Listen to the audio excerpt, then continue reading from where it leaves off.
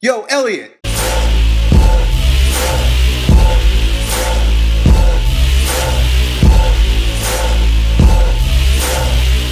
a really interesting question from our buddy Andy, who only has 1.5 arms. So basically, Andy's got his whole right arm, but the left arm is basically has been cut off at about this point. So he's got the upper arm, his shoulders intact, but I guess he was born with only half of his lower arm. So from the mid forearm down to the hand doesn't exist. Now he's been working out. He's a student studying fine arts in college. This is really cool stuff. The thing is, he's been working out recently. He's noticing that the musculature on the right side obviously is growing at a much more rapid rate than the muscles on the left, because he simply can't do the types of exercises, especially to the intensity that he does with the right side. And I can tell you right now, if you're not already experiencing pain because of the muscular imbalances, right? Because you'll start to experience torsion throughout your core, because you're gonna build up, and then as those muscles build up, in absence of these ones, you're gonna start to twist. You'll notice this very, very soon if you haven't already. What should he do so that he could perform exercises that support the strength on his left side? Well, what's really cool is that the most proximal musculature within the body, when I say proximal, I mean the closest to your core. Your core consists of really, if you want to know what the core is, it's your skull, the spinal cord, and the pelvis, right? Everything that surrounds it. So everything that branches out progressively from the core is proximal to distal. So my hands are my most distal.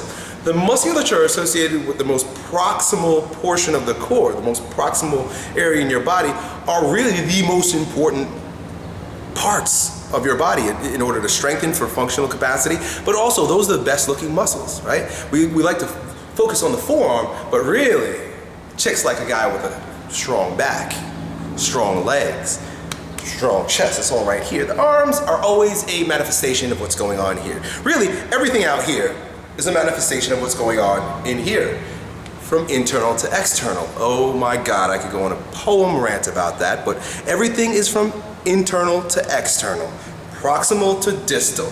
You've got your entire proximal core intact, and that means there's a shitload you can do.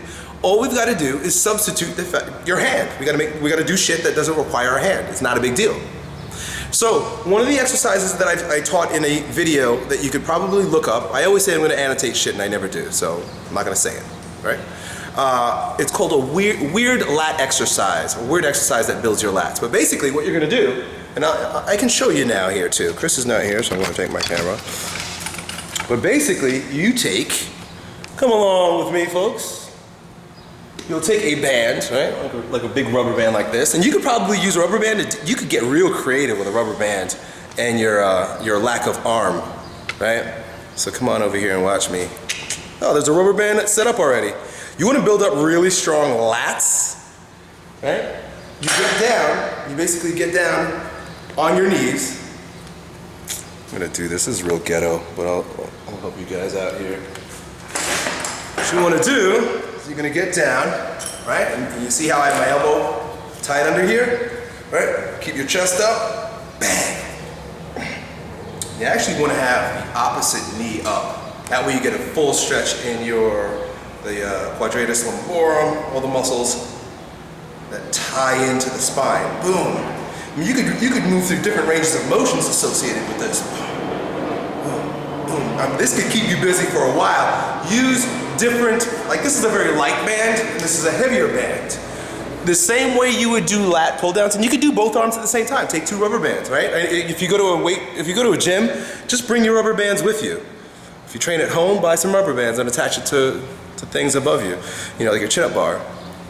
You can do that. Also, right, if you want to work out the chest a little bit more, take your rubber band, get your elbow in here, right?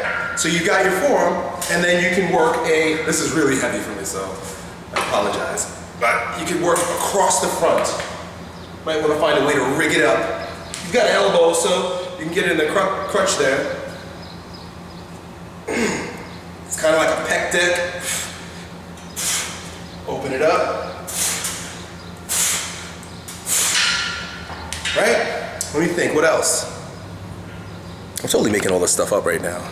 But you know, I try to think of it this way. If you were my client, you came in here and you're like, hey Elliot, I want to work out, and you only had 1.5 arms, I'd be like, all right, what are we gonna do with this dude? So those are two things. I'm sure we could rig some shit up. Like I've got these things here.